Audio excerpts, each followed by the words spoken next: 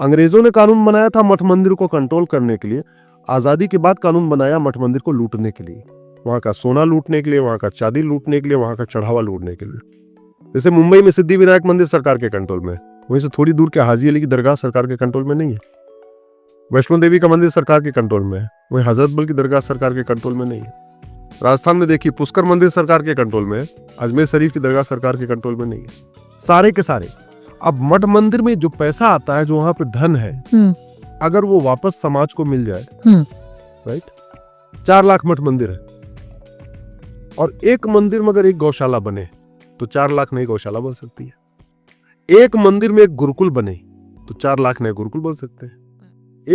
एक मंदिर में एक व्यायामशाला बने, ये पहले था, सब होता था पहले, अस्पताल होगा, व्यायामशाला हो तो 4 लाख नई आपकी व्यायामशाला बन गई। एक मंदिर में एक यज्ञशाला बने तो 4 लाख नई यज्ञशाला बन सकती है। एक मंदिर में एक आपका आयुर्वेद का केंद्र बन जाए तो 4 लाख नए वैद्य जो बैठेंगे, जो भारत की चिकित्सा का प्रचार करेंगे। नहीं तो बाकी डॉक्टर तो विदेशी चिकित्सा का प्रचार करेंगे। तो मठ मंदिर सरकार के कंट्रोल से फ्री हो जाए तो भारत की शिक्षा का भी प्रचार होगा, भारत की चिकित्सा का प्रचार होगा, भारत की सभ्यता का भी प्रचार होगा, भारत की जो हमारी संस्कृति है उसका भी प्रचार होगा, धर्मांतरण भी रुकेगा और वापसी भी होगी, घर वापसी भी होगी। अभी मंदिरों के पास बेचारे वो जो वहाँ पे कमा रहे हैं उनको तो वेतन मिलता है, जिस दिन ड्यूटी करते हैं जो पंडा पुजारी, उस दिन उनको कुछ वेतन मिल जाता है, कहीं 1000 रुपए मिलता है, कहीं 1500 मिलता है, कहीं 2000 मिलता है।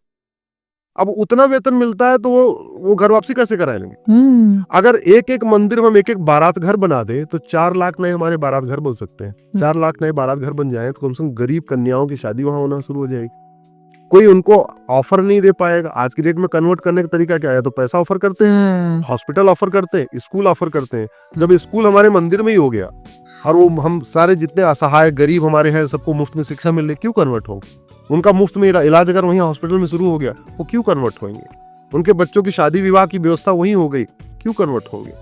तो मठ मंदिर हमारे कम्युनिकेशन के सेंटर थे, मठ मंदिर हमारे पावर सेंटर थे, मठ मंदिर हमारे स्पिरिचुअल सेंटर हुआ करते थे, मठ मंदिर हमारे धार्मिक केंद्र भी हुआ करते थे, मठ मंदिर में हमारी पूरी व्यवस्था चलती थी। वो व्यवस्था पूरी तरीके से छिन्न भिन्न हो गई है। इसलिए मैंने ये PIL फाइल किया है और मांग किया है कि 35 कानून खत्म हो और हमारे मठ मंदिरों को वापस फिर से जैसे हमारी व्यवस्था पहले चलती थी उसको लागू किया जाए। कुछ लोगों का कहना है अरे मठ मंदिर फ्री हो जाएगा तो करप्शन हो जाएगा। तो क्या मतलब केवल हिंदू ही भ्रष्ट है, मुस्लिम भ्रष्ट नहीं है, ईसाई भ्रष्ट नहीं है? वो अपना चला सकते हैं तो भ्रष्टाचार नहीं होगा और हिंदू अपना मंदिर चलाएंगे तो भ्रष्टाचार हो जाएगा। कुछ लोग कहना है कि नहीं उसको कैसे चलाएंगे? भाई क्रिश्चियंस के पास चर्च को मैनेज और मेंटेन करने का अनुभव कितना है? 2000 साल का। उसके पहले कोई चर्च होता ही नहीं था। मुस्लिम्स के पास मस्जिद को मैनेज और मेंटेन करने का एक्सपीरियंस कितना है? 1400 साल का। उसके पहले कोई मस्जिद ही नहीं होती थी। हिंदुओं के पास अपना मठ मंदिर मैनेज और मेंटेन करने का अनुभव कम से कम 10,000 साल का तो है। हड़प्पा मोहनजोदड़ो की खुदाई हुई थी तो वहां भी मंदिर मिले थे, वहां भी हवन कुंड मिला था, वहां भी नटराज की मूर्ति मिली थी। तो इतना तो मान लो कि 5,500 साल पहले जब हड़प्पा मोहनजोदड़ो का और कुछ नहीं मानते, हड़प्पा मोहनजोदड़ो मानते हैं तो भी 5,500 साल का अनुभव तो है। तो इसलिए इनको फ्री कराना जरूरी है। भारत की संस्कृति की रक्षा के लिए, भारत की हमारे सनातन संस्कृति के प्रचार प्रसार के लिए मठ मंदिरों को मुक्त कराना जरूरी है। आज की डेट में मठ मंदिर दर्शन के केंद्र तो है लेकिन अध्यात्म के केंद्र नहीं बन पाए। दर्शन के केंद्र है लेकिन सेवा के केंद्र नहीं हो पा रहे। बाकी लोग तो अपना फ्री में भोजन भी करा रहे हैं, हमारे मठ मंदिर नहीं करा पा रहे हैं। जब पैसे नहीं तो कराएंगे, पैसा सरकार लेके जा रही है, सोना चांदी भी सब कब्जा कर रखा है। और एक चीज आप ये भी देखिए, कुछ लोग कहते हैं कि जब तक मठ मंदिर हमारे समाज चला रहा था तब तक मंदिरों में जो सोना चांदी आता था, कोई कभी आपने खबर नहीं सुनी होगी कि सोना चांदी गायब हुआ। जब से सरकारों ने कंट्रोल किया है तब से खबर आ रही कि 14 किलो सोना गायब हो गया, 100 किलो सोना गायब हो गया, 200 किलो सोना गायब हो गया। इतना हमारे पास धन धान्य था हमारे मठ मंदिरों में, लेकिन अंग्रेजों ने केवल लूटने के लिए उसको किया। और शुरुआत कैसे किया? उन्होंने दक्षिण भारत से किया। क्या हुआ कि उत्तर भारत सारा मुगलों के कब्जे में था, तो मुगलों ने सारे मठ मंदिर लूट लिए थे।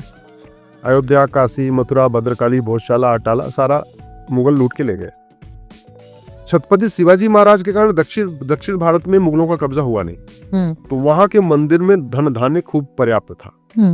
अंग्रेजों की नजर पड़ी यार दक्षिण भारत वाले मंदिर तो बचे हुए हैं, तो इसलिए उन्होंने बोला कैसे करें? तो जो काम मुगल तलवार से करते थे वही काम अंग्रेज कानून बना के करते थे।